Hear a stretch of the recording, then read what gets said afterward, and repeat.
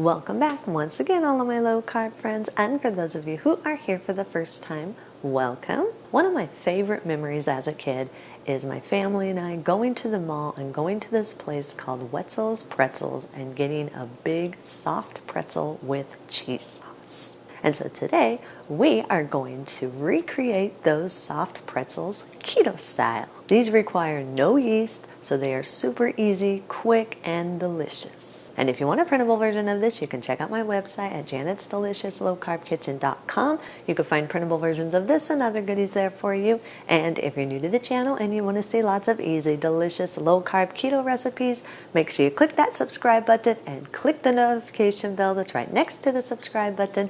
That way you can be notified every time I put out new videos every Wednesday and Saturday. And if you'd like to help support the channel, make sure you scroll down in the description of the video. You'll see some Amazon affiliate links. Anytime you purchase anything from those Amazon affiliate links, a small portion of your purchase will go to me and will help to support the channel. So when you want to buy anything at all on Amazon, make sure you remember me, use my affiliate link, and a small portion of your purchase will help to support the channel. And while you do all that, let's get cooking.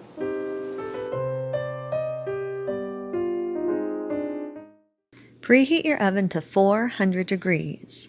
Line a large baking sheet with parchment paper and set that aside for a minute.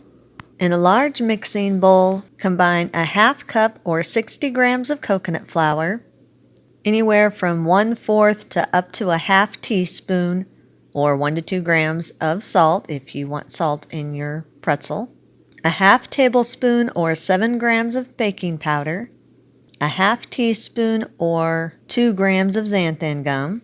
And if you want to, you can add some seasonings. I'm adding some Italian seasonings here. I'm just putting a little bit of garlic powder, onion powder, oregano, basil, just to give it a little bit of flavor. But if you just want a neutral flavored pretzel, you don't have to put anything in it. If you want a sweeter tasting pretzel, you can put a little bit of cinnamon and sugar in it to give it a little bit of a sweet taste to it. Sift or whisk these all together until they're fully combined and there are no lumps in the dry ingredients. Add 2 large room temperature eggs. Make sure they are room temperature so that they mix into the dry ingredients better. Whisk the eggs into the dry ingredients until everything is combined and all the dry ingredients have been moistened.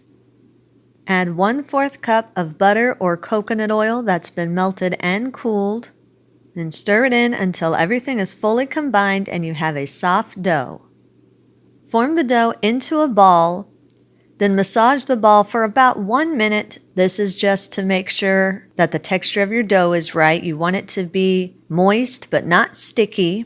And as you're massaging it, it should be getting softer and it should not be crumbling at all. If it is crumbling, just add a little bit more coconut oil or warm milk to give it a little bit more moisture. One of the key things to this recipe is keeping your dough moist, but you do not want it to be sticky. After you've massaged the dough for about a minute, then break the dough ball apart and gradually fold in a half cup or about 44 grams of grated mozzarella cheese. Now you want to just add this in small amounts and fold it in after each addition. So add a little bit, fold it in until it's combined, then add a little bit more until the entire half cup of the grated mozzarella has been added and evenly distributed throughout the dough. Form the dough back into a ball and massage it again for about another 30 seconds. Again, this is just to make sure the texture. You want to make sure that the mozzarella cheese has been fully combined with the dough, and again, that it is not crumbly or sticky.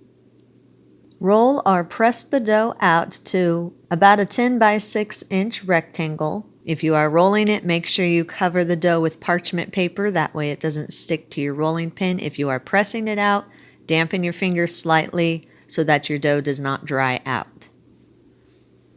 Once the dough has been pressed out, cut the dough lengthwise into about 6 1-inch wide strips.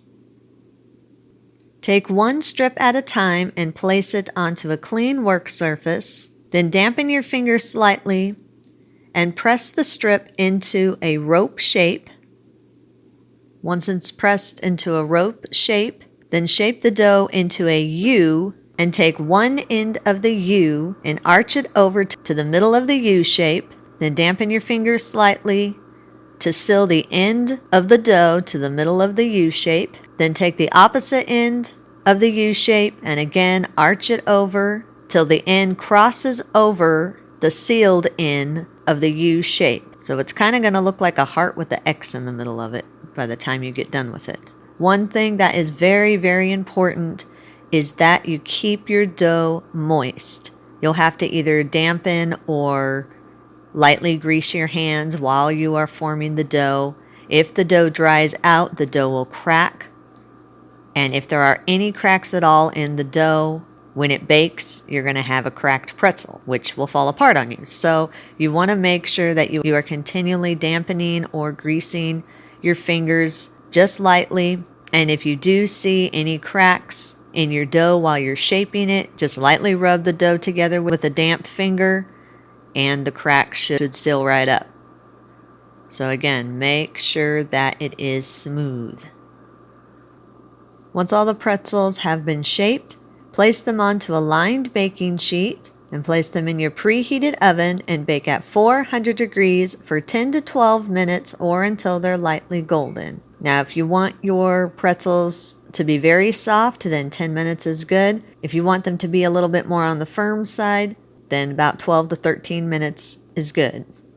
Once they're done baking, remove them from the oven. They will be very, very soft, but they will firm up a little bit as they cool. They're not going to be hard unless you've overcooked them, but they shouldn't be hard and dry, but they will firm up a little bit as they cool. So allow them to cool on the pan for about 10 minutes or until they're firm enough to remove from the pan without them falling apart.